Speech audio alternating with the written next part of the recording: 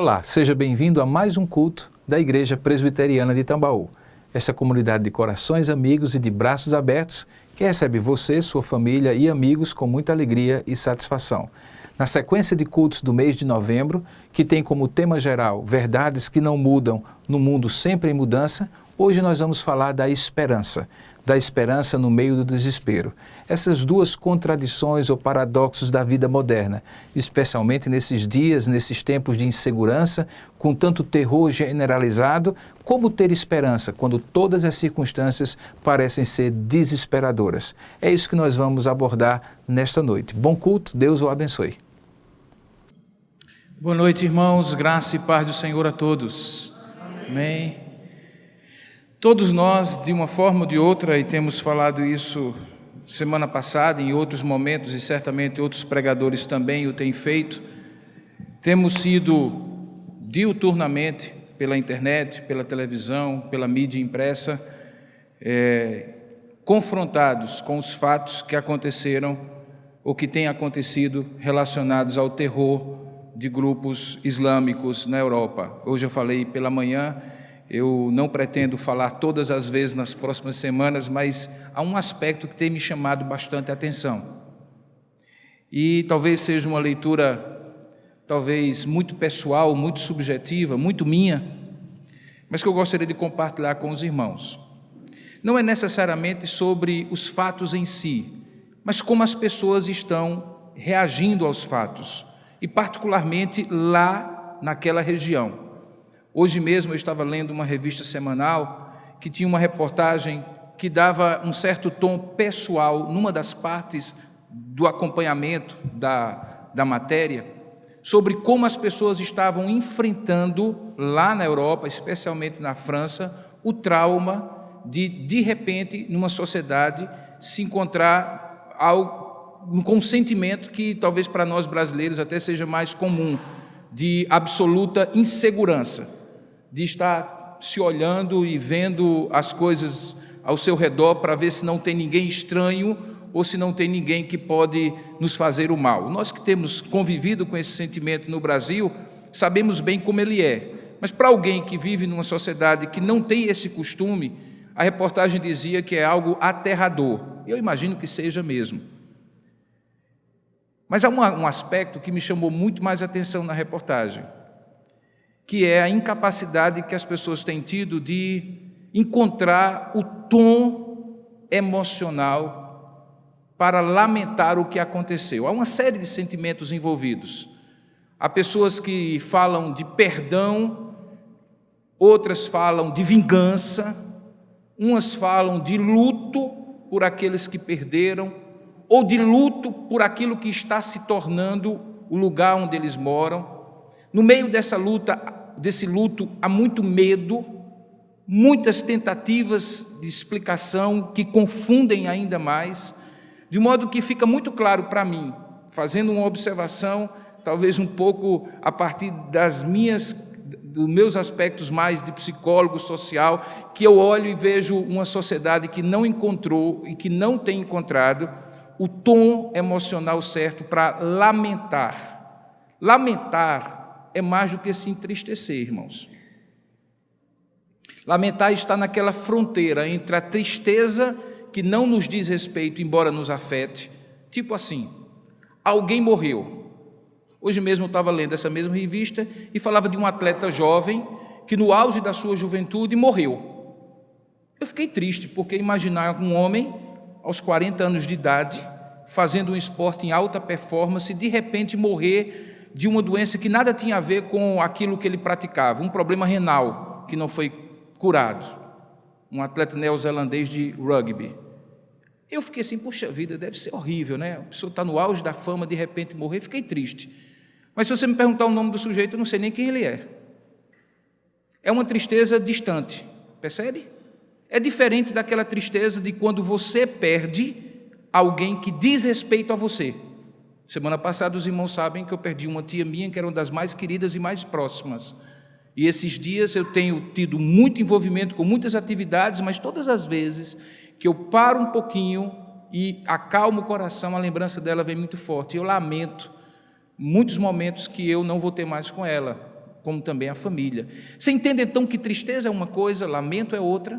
E que lamento está justamente naquela interface, naquela fronteira entre a tristeza comum e o luto, e que, portanto, para que você possa servir-se do luto para superar a dor, é preciso você lamentar? Pois eu olho e não vejo naquela sociedade as pessoas conseguindo encontrar o tom para lamentar. Tem muito sentimento envolvido, muita ira, muita vingança, muito desejo de morte e, ao mesmo tempo, muito medo do que pode acontecer, e, enfim, eles não têm conseguido lamentar, porque lamentar não é fácil. Lamentar não é fácil. Há pessoas aqui no nosso meio que também já perderam pessoas, e eu vejo a luta de cada uma delas, mesmo meses depois, tentando superar o lamento e fechar o seu luto, que é tão difícil, porque a vida impõe isso a gente. Imagine que você está com uma pessoa que você ama, viva ali, e de repente, no outro dia, tudo que tinha que ser dito já foi dito, porque não há mais como ser dito, tudo que tinha sido projetado para fazer, não há mais como fazer, e ali você tem que superar aquela dor, porque a vida impõe que você supere. Não é fácil. Quando eu penso então em lamentações, eu fico procurando na Bíblia Sagrada o que Deus tem a dizer sobre isso. E deixa eu lhe dizer uma coisa, Deus tem tanto a dizer sobre isso, que um livro inteiro foi escrito para expressar a lamentação de um homem num contexto histórico que ele viveu de perdas terríveis. Você deve estar lembrado que um profeta chamado Jeremias, conhecido na história como profeta chorão, foi assim conhecido na história, porque escreveu, além da profecia que recebeu de Deus, 5 poemas de lamentação, que juntos formam o livro de Lamentações de Jeremias. É lá onde nós iremos ler a palavra de Deus em busca do que Deus diz sobre a esperança que nos permite superar o lamento. Dentro daquela série que nós estamos ministrando nos domingos à noite do mês de novembro, de verdades que não mudam num mundo em constante mudança. Hoje a verdade é: há esperança, apesar do lamento que muitas vezes toma conta de um coração desesperado, seja por tragédias pessoais, seja por tragédias coletivas. Abra sua Bíblia, portanto, no livro de Lamentações de Jeremias. Nós vamos ler no capítulo 3, a partir do verso 1. E nós vamos ler no capítulo 3 alguns versículos, alguns dos quais no início, para que você possa compreender a razão daquilo que Jeremias fala. Esse texto de Lamentações de Jeremias, capítulo 3, talvez tenha o versículo mais conhecido sobre esperança que a Bíblia tem e que muitos conhecem até de cor. Mas para que esse versículo, que diz que eu quero trazer à memória o que pode me dar esperança, faça sentido, você precisa entender o que havia no coração de Jeremias, que era motivo suficiente para ele não ter esperança. Porque só quem sabe os motivos para não ter esperança compreende como a esperança que Deus deu e que Deus dá é sobrenatural. Lamentações de Jeremias, capítulo 3, a partir do verso 1. Jeremias dizia na primeira pessoa do singular: eu sou o homem que viu a aflição pela vara do furor de Deus. Ele me levou e me fez andar em trevas e não na luz. Deveras ele volveu contra mim a mão e de contínuo todo dia. Fez envelhecer a minha carne e a minha pele, despedaçou os meus ossos, edificou contra mim e me cercou de veneno e de dor. Fez-me habitar em lugares tenebrosos, como os que estão mortos para sempre. Cercou-me de um muro e já não posso sair, agravou-me com grilhões de bronze, e ainda quando eu clamo e grito, ele não admite a minha oração. Fechou os meus caminhos com pedras lavradas, fez tortuosas as minhas veredas, fez-se como um urso à espreita, um leão de emboscada. desviou os meus caminhos e me fez em pedaços, deixou-me assolado. Entesou o seu arco e me pôs como alvo à flecha. Fez que me entrassem no coração as flechas de sua aljava. Fui feito objeto de escárnio para todo o meu povo e a sua canção todo o dia. Fartou-me de amarguras, saciou-me de abismo, ou melhor, de absinto, e fez-me quebrar com pedrinhas de areia os meus dentes, cobriu-me de cinza. Afastou a paz da minha alma, esqueci-me do bem. Então disse eu: já pereceu a minha glória, como também pereceu a minha esperança no Senhor. Lembra-te da minha aflição e do meu pranto, do amargor do absinto e do veneno, pois a minha alma continuamente os recorda e se abate dentro de mim. Mas eu quero trazer à memória o que me pode dar esperança. É que as misericórdias do Senhor são a causa de não sermos consumidos, porque as suas misericórdias não têm fim, renovam-se cada manhã. Grande é a tua fidelidade. A minha porção é o Senhor, diz a minha alma, portanto esperarei nele. Bom e reto é o Senhor, bom é o Senhor para os que esperam por ele, para a alma que o busca. Bom é aguardar a salvação do Senhor, e isso em silêncio. Bom é para o homem suportar o jugo na sua mocidade. Assente-se solitário e fique em silêncio, porquanto esse jugo Deus pôs sobre ele. Ponha a boca no pó, talvez ainda haja esperança. Que Deus abençoe sua palavra. Vamos orar juntos? Ó Deus amado e querido Pai, nessa hora nós consagramos mais uma vez este lugar, para que não haja nenhuma agitação, nem humana, nem espiritual, que possa roubar a Tua palavra, que vai ser ministrada agora dos nossos corações.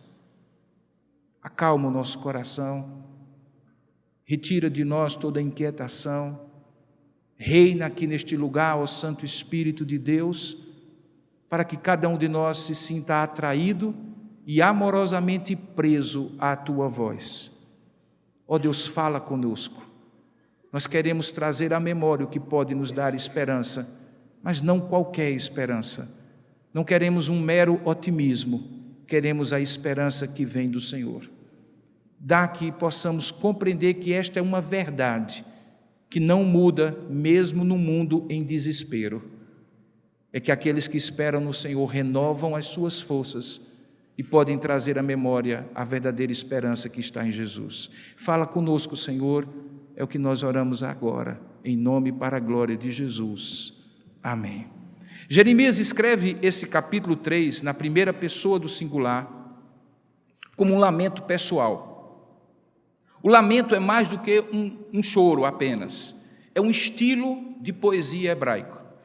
Há vários exemplos no livro de Salmos e aqui também no livro de Lamentações, de lamentos que são entoados, músicas, porque obviamente sendo poesia havia também uma melodia, uma harmonia, havia uma musicalidade, músicas que eram entoadas em momentos de tristeza. Algumas vezes eram tristezas pelo próprio pecado, e assim o lamento era um lamento de confissão, um tipo de salmo, um tipo de cântico. Outras vezes não era um lamento por confissão pessoal, mas um lamento diante dos fatos que estavam ali envolvidos e que abatiam a pessoa, e por isso ela lamentava diante das circunstâncias. Jeremias, aqui nesses 5 poemas que constituem o livro de Lamentações, lamenta não apenas por ele, pelas circunstâncias que estavam ali, mas porque ele conhecia as razões porque aquelas circunstâncias eram desfavoráveis ao povo de Deus. Imagina a seguinte situação: você faz parte do povo de Deus, você é um profeta de Deus. Você obviamente ouve o que Deus fala a você e segundo o que Deus manda, você fala às pessoas. Profeta é a boca de Deus, ele não cria histórias, ele não inventa percepções, ele não expressa sentimentos dele, ele ouve e transmite. Um profeta é um porta-voz espiritual de Deus. Mas aí, em dado momento, Deus fala ao seu coração que a palavra que ele tem para este povo é uma palavra de juízo, é uma palavra de condenação. O ano era por volta de 586, 590 antes de Cristo. O reino do norte em Israel, chamado Reino de Samaria, já tinha sido levado cativo pelos assírios, que naquela época era o povo mais dominador de toda aquela região. E Deus coloca no coração de Jeremias que a segunda etapa daquele juízo de Deus, veja que ele fala aqui como se ele fosse o povo de Deus e se refere ao juízo de Deus sobre si e sobre o povo. Deus fala ao coração de Jeremias que a próxima etapa seria a queda de Jerusalém, a capital do Reino do Sul. Imagine que você sabe dessa história primeiro que todo mundo, porque Deus revelou a você primeiro que todo mundo. E aí você recebe de Deus uma ordem: diga ao povo que não adianta orar, não adianta agora se arrepender, não adianta fazer aliança com o Egito contra os babilônicos, porque Deus já decretou que vai emitir o seu juízo, as portas de Jerusalém serão queimadas, essa cidade será arrasada e vocês passarão tempos e tempos na mão dos ímpios em exílio e condenação. Bom, quem é profeta não fazia concurso de popularidade, porque, entre outras coisas, profeta não é apenas aquela pessoa que fala sobre o futuro, mas é aquela pessoa que, por incrível que pareça, lembra o passado, da lei que foi dada e que foi desobedecida, e é isso que Jeremias faz. Ele disse: essa razão para que vocês não tenham mais o que fazer, a não ser submeter-se ao juízo de Deus, é porque vocês profanaram a lei do Senhor. Vocês abandonaram o Deus que fez com vocês uma aliança e serviram a outros deuses. Vocês profanaram o dia do Senhor, o sábado. Vocês ofereceram sacrifícios indignos diante do altar do Senhor, no templo do Senhor. Vocês desobedeceram, vocês se prostituíram espiritualmente e moralmente. Vocês, como nação, desobedeceram a Deus e quebraram a aliança. Por causa disso, Deus haverá de emitir o seu juízo e os babilônicos serão o chicote de Deus sobre vocês, e isso não há nada o que vocês possam fazer. Por mais que o profeta Jeremias estivesse acostumado a trazer palavras duras para o povo, por mais que o profeta Jeremias pudesse não ter nenhum tipo de problema em ser simpático ou não ao povo, imagine você o que é trazer uma notícia dessa. Aquilo que ele esperava acontece. O povo se volta contra ele. Sabe aquela história de que portador não merece pancada? Não aconteceu com Jeremias. Ele era o portador e foi ele que mereceu a pancada. Se você ler o livro de Jeremias, você vai ver que ele chega a ser jogado num poço no meio de Jerusalém para morrer apodrecido ali, porque muitos imaginavam que ele era um agente secreto dos babilônicos, que estava dentro de Jerusalém para comer, corroer, destruir o moral do povo, dizendo que eles não tinham o que fazer, que eles deveriam se submeter aos babilônicos e simplesmente aceitar a derrota. Por conta disso, Jeremias então passa por um verdadeiro calvário pessoal. Ele é descrido, ele é perseguido, ele é abandonado, ele sofre pessoalmente toda a rejeição de um povo que não queria entender que aquilo que ele falava não falava por si mesmo, mas que era uma advertência de Deus de um fato que já Deus tinha decretado e não havia o que fazer. O povo deveria, antes de tudo, submeter-se ao juízo de Deus e esperar pela clemência, graça e misericórdia de Deus lá no exílio, porque o exílio não seria mais revertido, já estava decretado por Deus. Ele sofre pessoalmente com isso, e por isso a tristeza dele não é aquela tristeza que eu falei na introdução desse sermão, uma tristeza distante. Ele sente na pele.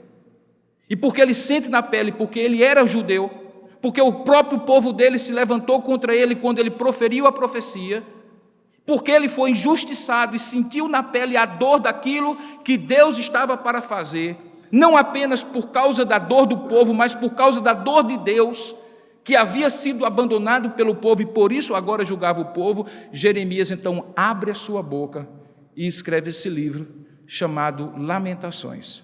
Lamentações pessoais, mas lamentações em nome de um povo que estava ali na iminência de ser levado cativo, como de fato aconteceu, por 70 anos na Babilônia.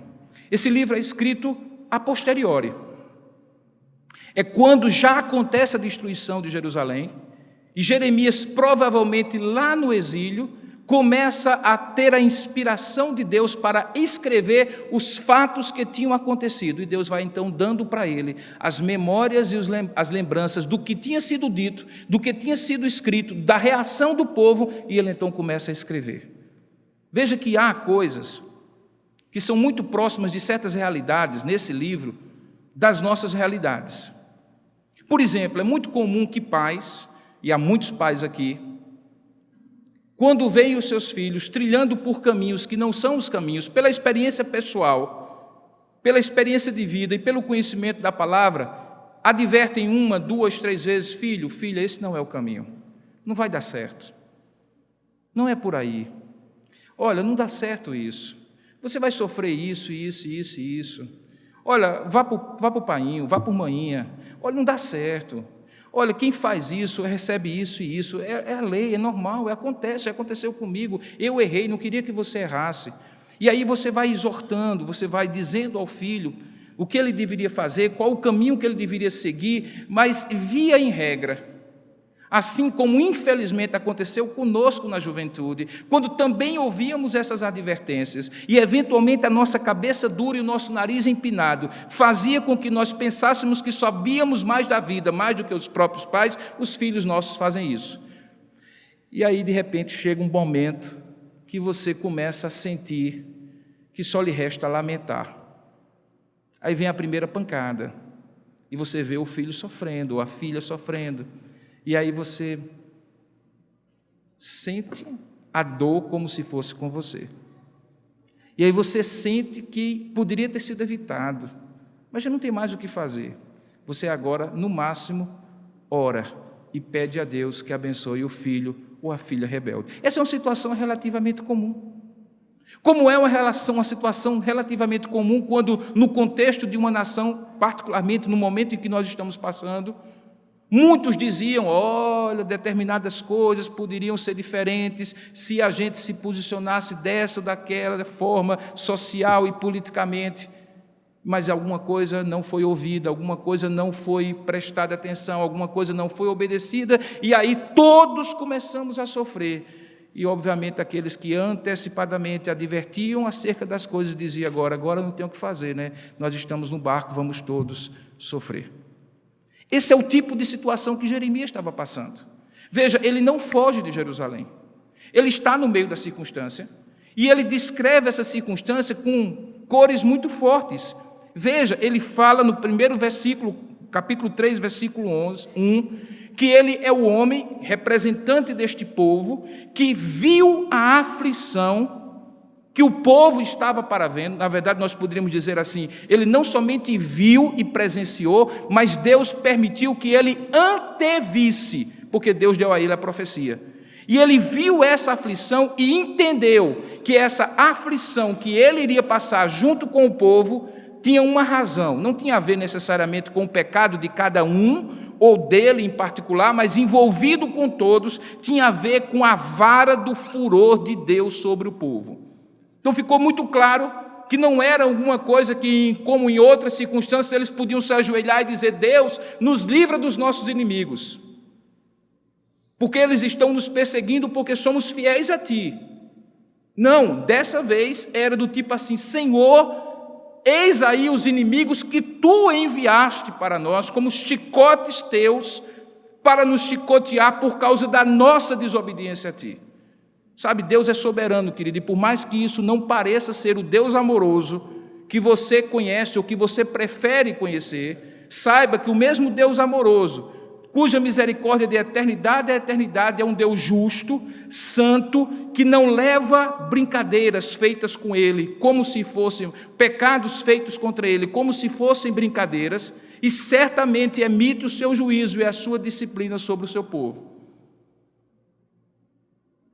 Jeremias, então, compreende de maneira correta que não era o caso de pedir livramento mais de Deus, porque Deus é que estava fazendo aquilo.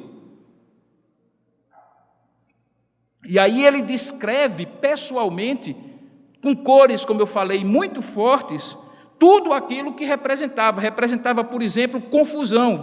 Veja que ele fala que ele levou, verso 2, Jeremias a andar, não na luz, mas em trevas. Uma metáfora que significa confusão, caos no meio do povo. Veja que ele identifica no versículo 3 que aquilo era vara do furor de Deus, porque o Senhor mudou contra ele a sua mão. E de contínuo todo dia, e isso produziu nele, versículo 4, não apenas consequências reais, mas também emocionais, fez envelhecer a sua carne, e fez envelhecer a sua pele, e despedaçou os seus ossos. Fala de amargura de alma, fala de veneno e dor, fala de absinto e amargura, toda aquela situação de estar confinado dentro dos muros de Jerusalém, com um exército ao redor, esperando que falte comida e falte água para que o exército invada. E você dentro daquelas muralhas, por isso ele diz assim, fez-me habitar em lugares tenebrosos, edificou contra mim e me marcou com veneno e dor. Você está ali dentro sem saída, confuso, com dor, sentindo no corpo e nas circunstâncias ao seu redor que tudo está contra você.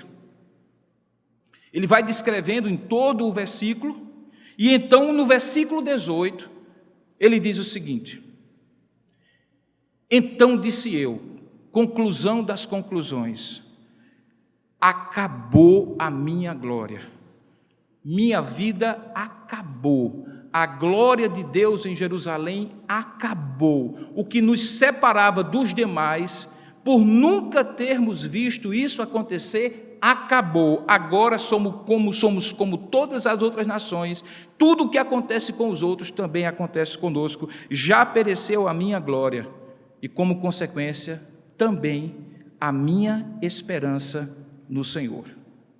E aí ele introduz o tema da mensagem de hoje, que é a verdadeira esperança. Ele então começa a trabalhar de onde é que vem essa verdadeira esperança. Porque circunstancialmente, certamente não era. Se ele fosse fazer uma leitura da realidade, tudo indicava isso que ele acabou de dizer, que a sua glória, a glória dele e a glória do povo já tinha perecido, e que, portanto, também tinha perecido a esperança deles no Senhor. Porque aquilo que era grande confiança de Israel, que eles tinham um Deus poderoso, vitorioso, Jeová Nissi, que era a sua bandeira e que tinha vencido tantos homens e tantos exércitos e tantos reis, até levá-los à terra prometida, agora já tinha acabado. Eles eram um povo que podiam ser derrotados tanto quanto qualquer outro povo. Aí ele então diz assim, verso 21, mas eu quero tomar uma decisão. Veja que quando ele diz eu quero, é uma decisão que ele toma. Porque esperança não tem a ver, irmãos, com sentimentos. Na verdade, as grandes virtudes não têm a ver com sentimento. O amor não é um sentimento. A paixão é, mas o amor é uma decisão. A fé não é um sentimento. A fé é uma certeza. Você decide confiar em alguém, mesmo que você não veja, e naquilo que ele fala, mesmo que você não tenha como provar. É uma decisão, não é um sentimento. A esperança não é diferente. E aqui fica muito claro que o que Jeremias faz é, eu estou vendo tudo e tudo indica que não há por que eu ter esperança. Mas eu decido trazer à memória, selecionar das minhas lembranças, de tudo o que eu conheço da vida, de tudo o que eu vivi da vida, de tudo o que eu conheço de Deus, de tudo o que eu passei na vida, eu quero selecionar aqueles momentos que possam me trazer esperança. Porque se eu abrir os olhos e ver os momentos atuais que eu estou passando, estes não poderiam mesmo me dar esperança. A gente entende então que a esperança verdadeira não é uma leitura das circunstâncias da vida que, por serem favoráveis, pode lhe dar otimismo. A esperança de Deus, muitas vezes, é contra as circunstâncias. E por isso ela é diferente. Na verdade, você vê isso em certas obras de literatura. Van Dyck gosta muito de cinema, ele deve lembrar que existe uma espécie de plot, uma espécie de enredo clássico no cinema ou nas obras de arte, de um modo geral, nas narrativas de um modo geral. É quando o herói parece estar completamente perdido. É quando as coisas que estavam sendo construídas parecem chegar ao ponto do não retorno, não tem como resolver, e de repente vem aquele exército, do nada. Lembra Senhor dos Anéis?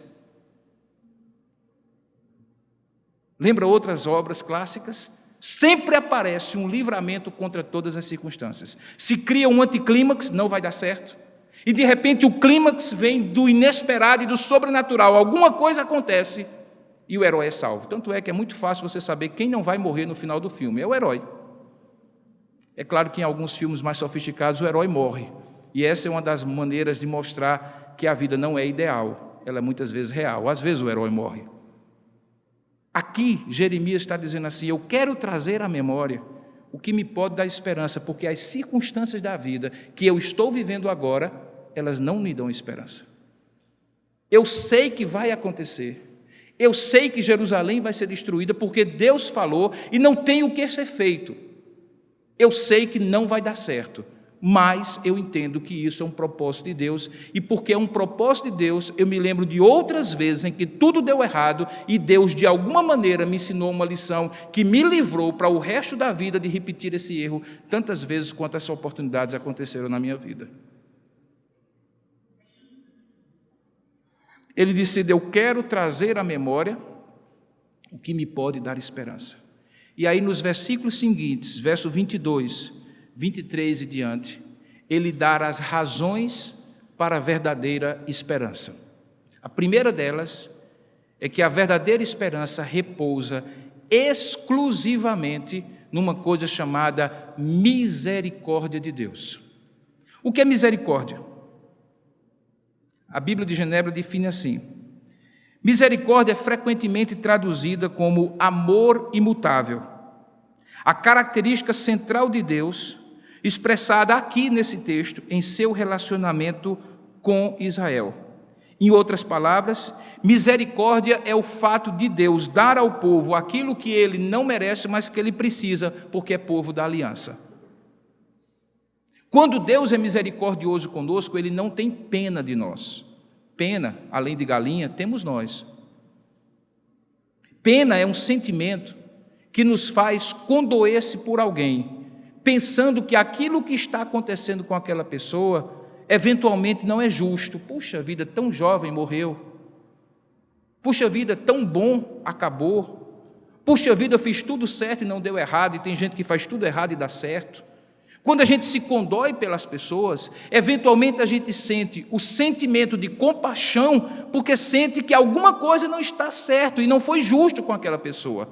Misericórdia é quando a gente tem certeza que o juízo de Deus é justo, que realmente nós merecemos aquilo que merecíamos receber e estamos merecendo, porém podemos apelar a algo que só Deus tem para nos dar, que é um amor incondicionável e fidelíssimo, que nos dá não aquilo que merecemos, mas aquilo que precisamos, porque fez um pacto conosco de nos abençoar como povo da aliança. Você entende então que é aquela situação em que um pai e um filho estão de alguma forma conflitados, ou que um esposo e uma esposa estão de alguma forma conflitados, mas existe um pacto entre eles, e existe uma coisa que não pode ser dissolvida, é o fato de que um prometeu ao outro que aquilo que eles iriam viver, viveriam independentemente das circunstâncias. Não é isso que falamos no casamento, na alegria, na tristeza, na saúde e na doença, e assim por diante?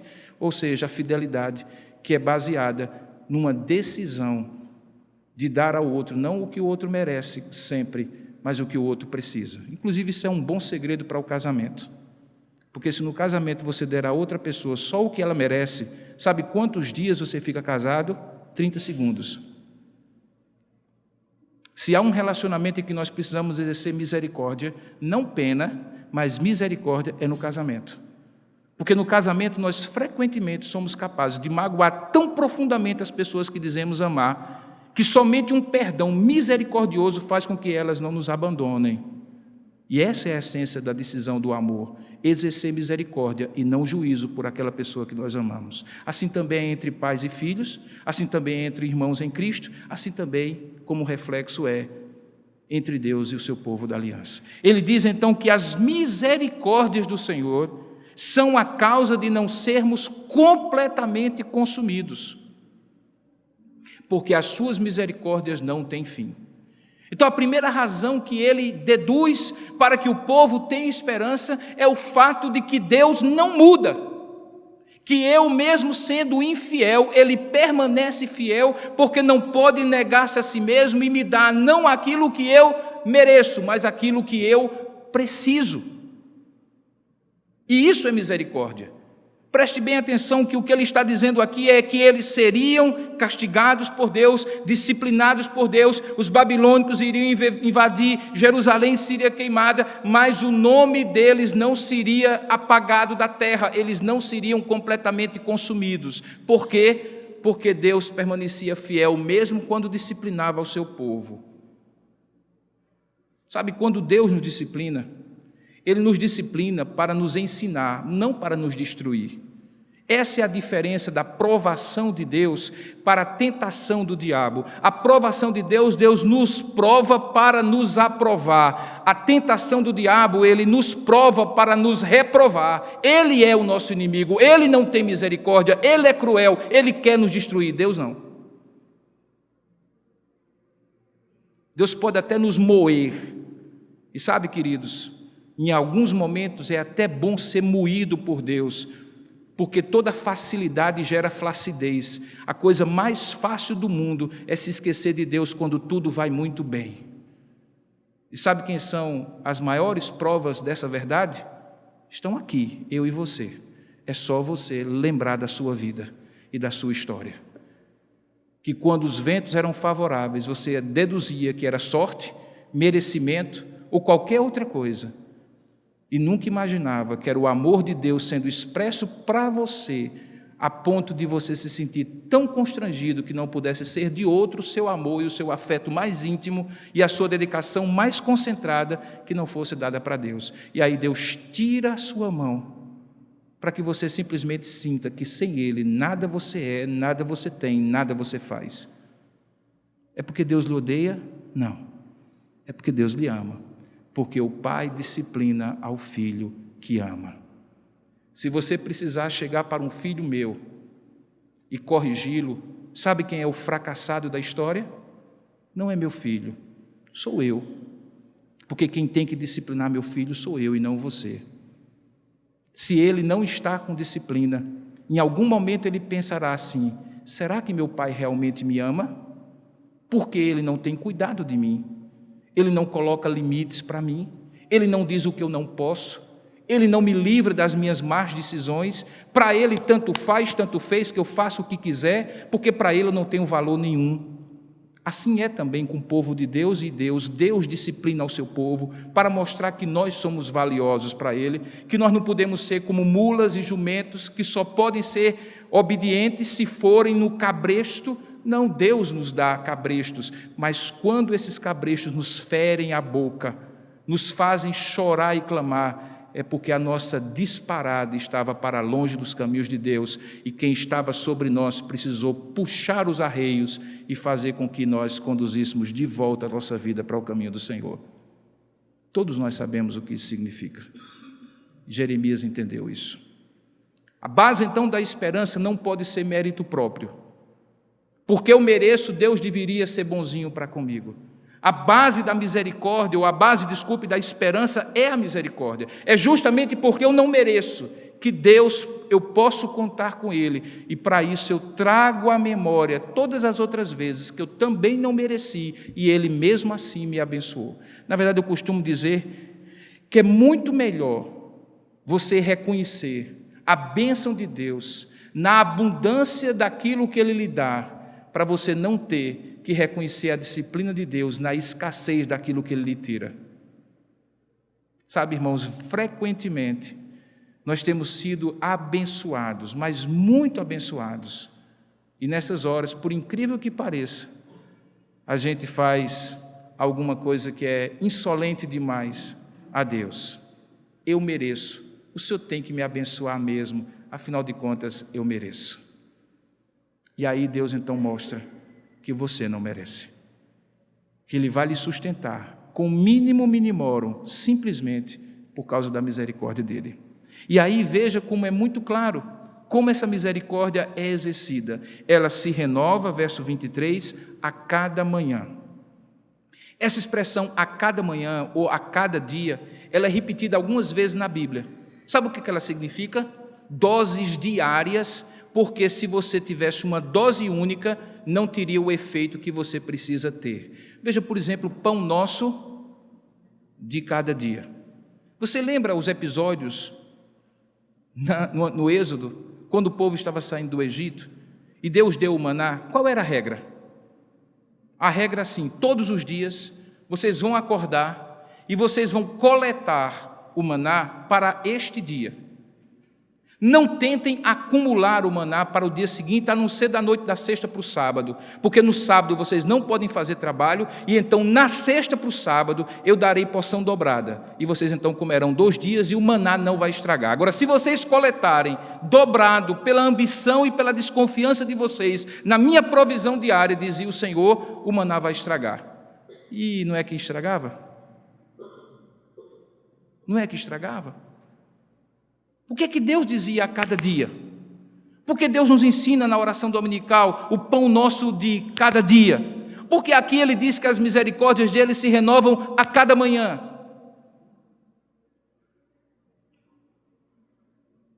Porque Ele sabe que se nos desse tudo o que Ele tem para nos dar de uma vez só, nós não precisaríamos mais dEle, precisaríamos só do que Ele nos deu. Não é assim que nós fazemos, irmãos, e o paralelo é tão claro com os nossos filhos. Na medida em que nós queremos ensiná-los a dar valor às coisas, o que é que nós fazemos? Os que usam, por exemplo, a metodologia de dar uma mesada. Você dá o dinheiro do ano todo ao menino? Não, você a cada semana dá aquela porção e diz: olha, esse dinheiro aqui você tem que dividir por 7 partes.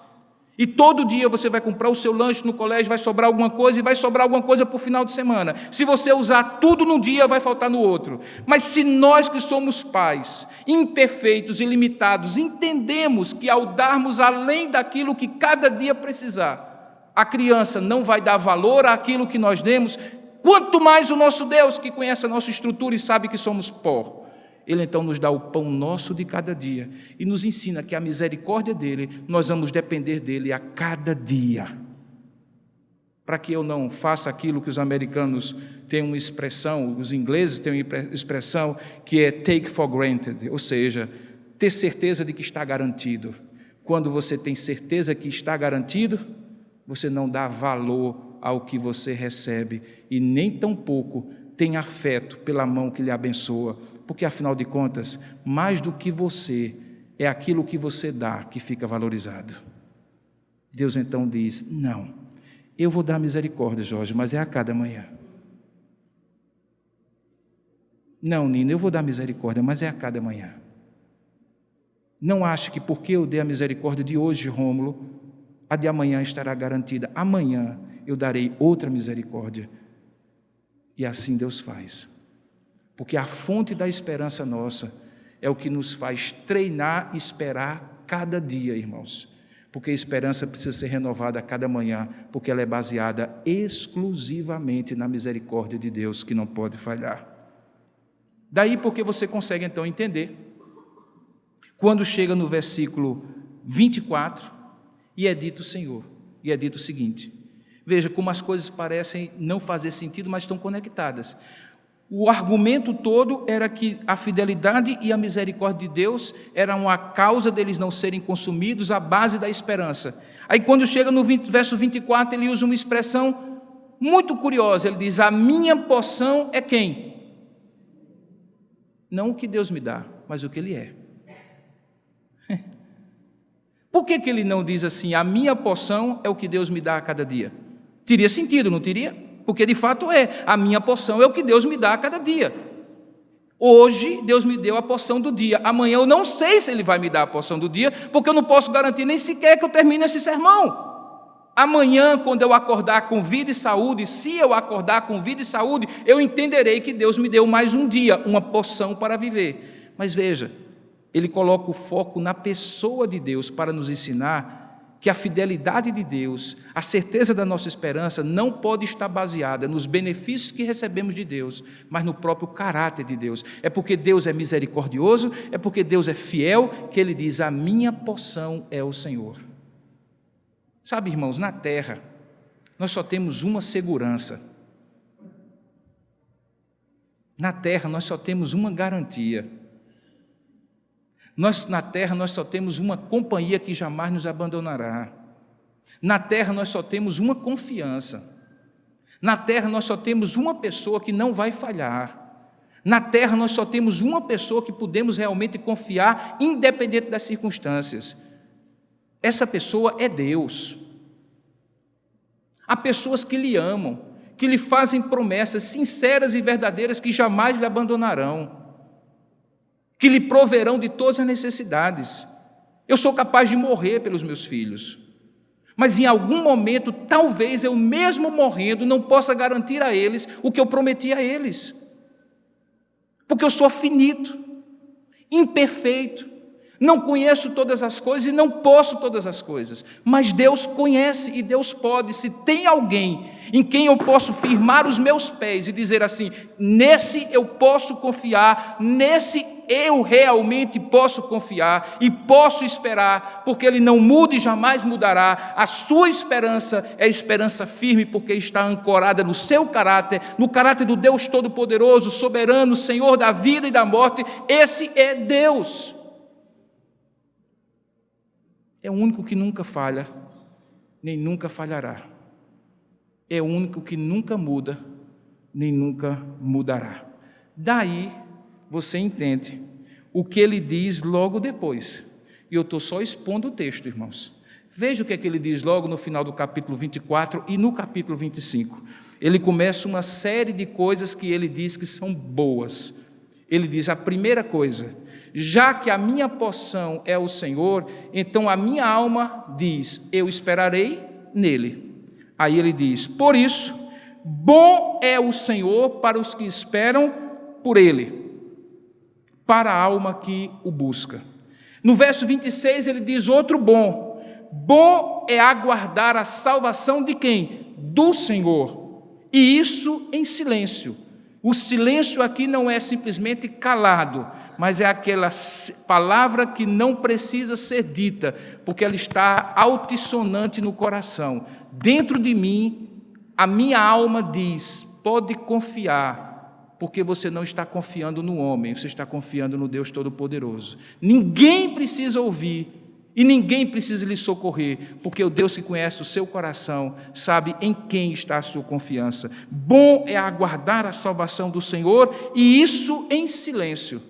E aí ele termina dizendo: bom é para o homem suportar, esperar por um tempo, aguentar o tranco, ainda na sua época de mocidade. E como fazer isso?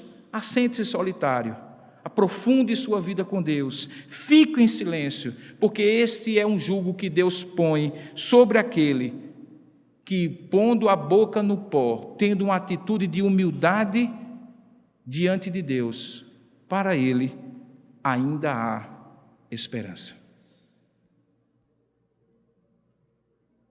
Eu comecei essa mensagem dizendo que eu olhava para a Europa, para aqueles cidadãos ali, aquele povo que não está acostumado a conviver com a violência e com a insegurança, e diante de tudo aquilo eu dizia, no início dessa mensagem, que eles não sabiam ainda como lamentar.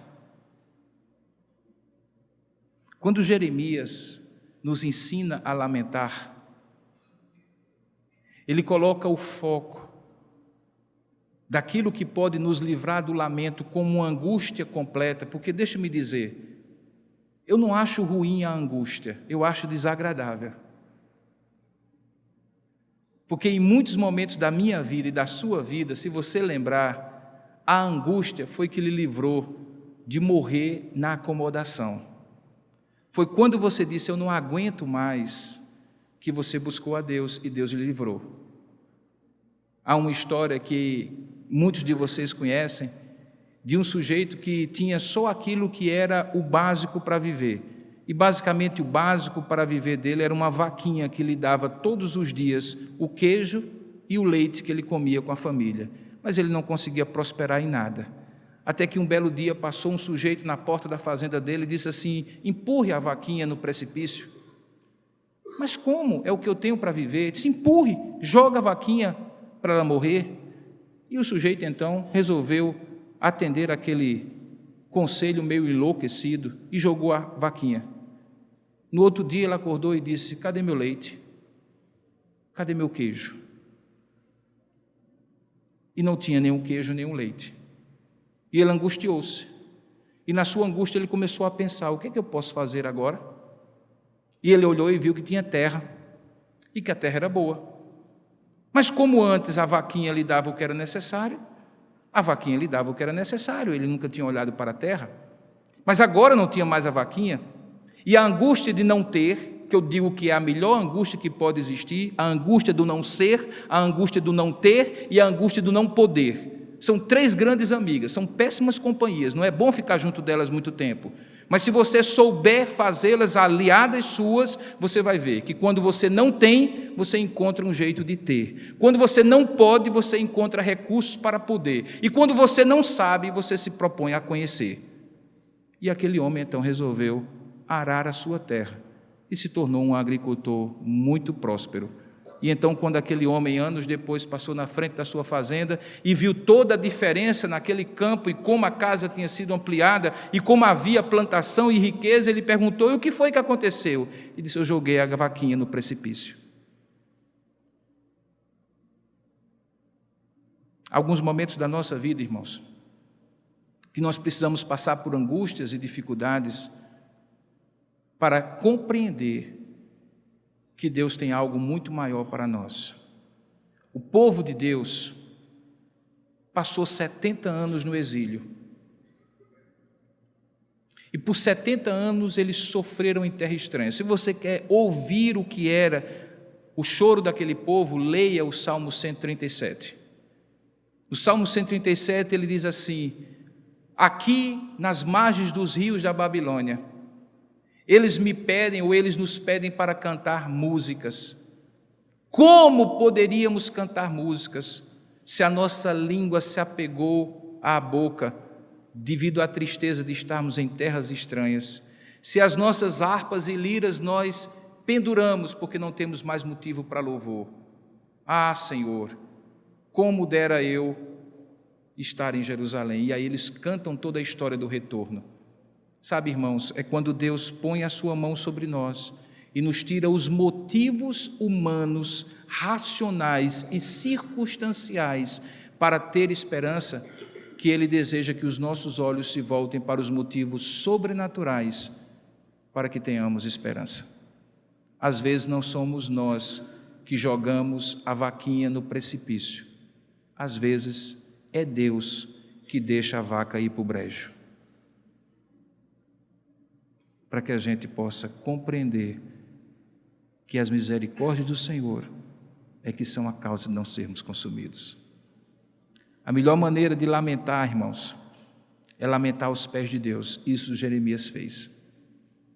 A melhor maneira de lamentar e chorar a perda é chorar a perda aos pés de Deus. E Jeremias fez isso. E porque ele fez, ele viu o propósito de Deus naquela destruição de Jerusalém e pôde ver para além daquilo que as circunstâncias lhe apareciam. Talvez essa seja exatamente a circunstância em que você está. Talvez essa seja exatamente a situação em que alguns de nós estamos, seja do ponto de vista profissional e financeiro, seja na relação conjugal ou com os filhos, seja no contexto geral da nossa vida. Nós olhamos e pensamos assim: o cenário está de crise, não vai ter mais jeito, aqui não tem solução. E aí, de repente, no meio do desespero, há uma verdade que não muda, é que se você decidir trazer à memória o que pode lhe dar esperança, você vai redescobrir que o que pode lhe dar esperança é que as misericórdias de Deus são garantidas para você, elas se renovam a cada manhã, porque grande é a sua fidelidade. Uma das coisas mais maravilhosas é caminhar com Deus depois de alguns anos. Depois de alguns anos, você caminhando com Deus, você vai ter um histórico, uma série histórica do que Deus já fez na sua vida, e você vai se lembrar. Uma das coisas gostosas, doídas às vezes, mas gostosas, de ser pastor de uma comunidade anos a fio, é porque eu olho para alguns de vocês que estão aqui, e mesmo que você não se lembre, eu me lembro de ter estado com alguns de vocês e lembrar de momentos de profunda angústia que já houve na vida de vocês, em que tudo parecia perdido, o mundo tinha se acabado, não havia esperança, e você chorou, eu chorei com você, e nós oramos, alguns oraram, e de repente, pela graça de Deus, pela misericórdia do Senhor, Ele agiu em seu favor, e você está aqui agora, exclusivamente porque você trouxe à sua memória o que pode lhe dar esperança. Naquela ocasião e hoje também, as misericórdias do Senhor se renovam a cada manhã. Grande é o Senhor, Ele é a nossa porção. Curva a sua cabeça por um instante e tome uma decisão agora. Traga à memória o que pode lhe dar esperança. Vamos fazer um exercício. Faça aí um inventário. Peça a Deus que sonde o seu coração e pelo seu espírito lhe leve ao passado, para que você se recorde de momentos em que tudo estava perdido. Mulheres que perderam seus maridos, maridos que perderam suas esposas, filhos que perderam os pais e pais que perderam filhos, gente que faliu, quebrou, teve que recomeçar do zero, casais que quase se separaram, tragédias que tocaram a vida de vocês. E Deus foi misericordioso. Ele renovou a graça e a misericórdia dele na sua vida. Traga à memória isso, porque não há luta maior do que o Deus que luta com você. Foi isso que Jeremias aprendeu. Mesmo entendendo que ele e o povo mereciam aquele juízo de Deus, ele sabia que podia contar com a misericórdia do Senhor para além do juízo de Deus, para além da disciplina de Deus. E nisso ele confiou. Eu lhe convido a orar nesse momento, trazer à memória essas verdades e renovar a esperança do Senhor de toda a terra, do Senhor da sua vida. Ó Deus amado e querido Pai, é tão fácil, Senhor, abrir os nossos olhos e fazer a leitura da realidade desvantajosa e desfavorável, de crise, de caos, de confusão, de lutas, e simplesmente não ter nada a dizer a não ser falar como o teu profeta falou, que a glória já tinha ido e que a esperança já tinha morrido.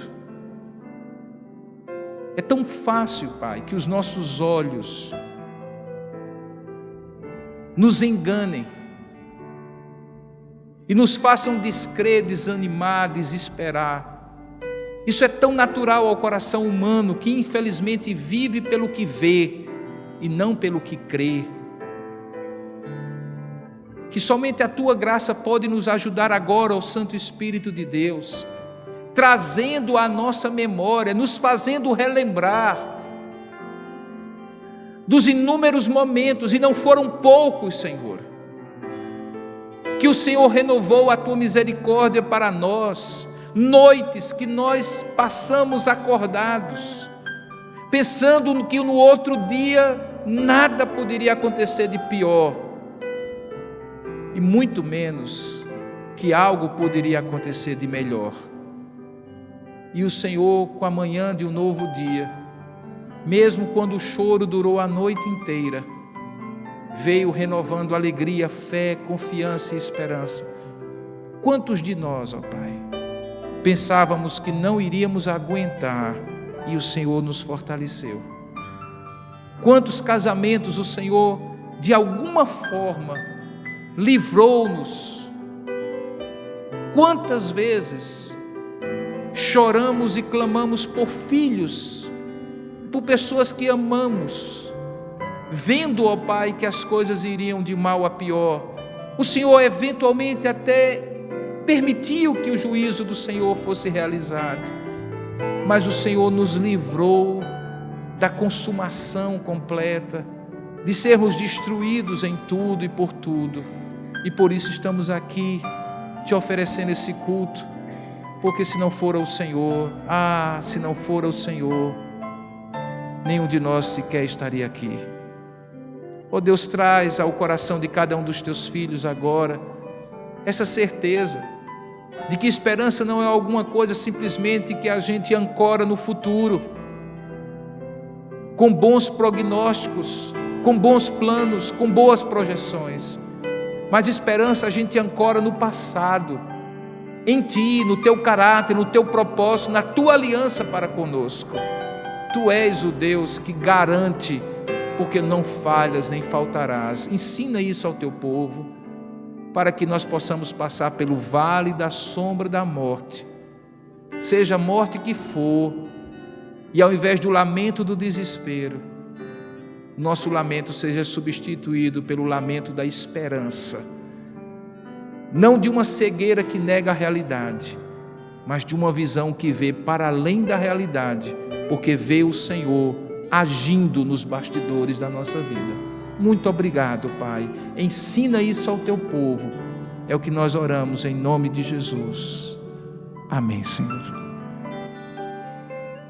Nosso Deus é soberano, Ele reina antes da fundação do mundo. Vamos cantar de pé, irmãos? Nosso Deus é soberano, Ele reina antes da fundação do mundo. Cante a terra sem forma e vazia, mas o Espírito do nosso Deus se movia sobre a face das águas. Foi Ele quem criou o céu dos céus, fez separação das águas da terra seca. Foi Ele quem criou os luminares, criou a natureza, formou o homem. Glória a Deus por suas maravilhas, pela sua grandeza. Glória a Deus, glória a Deus por suas maravilhas, pela sua grandeza. Glória a Deus. Cante assim, ó. Seja engrandecido, ó Deus da minha vida. Tu és o Deus da minha salvação. Ele é a nossa rocha. És a minha rocha, a minha segurança.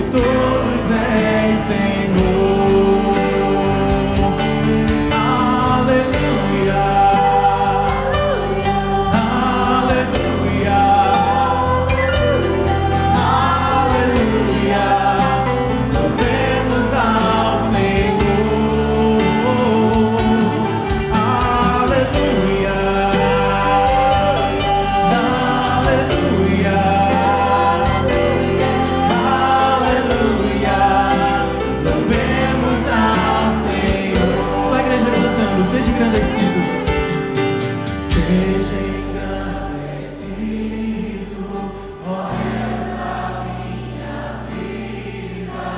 Tu és o Deus da minha salvação.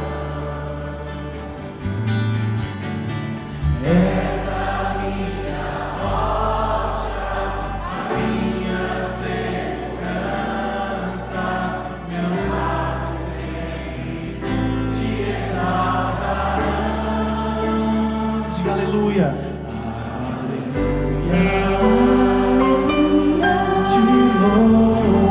Te louvo, pois sei que sobre todos és Senhor. Os homens cantam, as mulheres respondem. Aleluia. As mulheres. Nós te louvo. Diga. Pois sei que sobre todos és Senhor. Diga bem forte. Aleluia. Aleluia. Aleluia. Louvemos ao Senhor. Aleluia. Aleluia. Aleluia. Louvemos ao Senhor. Amém. Pode sentar, irmãos. E aí, mais esperançoso agora? Eu espero que sim. Afinal de contas, a nossa esperança, como você ouviu, não se resume a uma leitura otimista acerca das realidades ou das circunstâncias.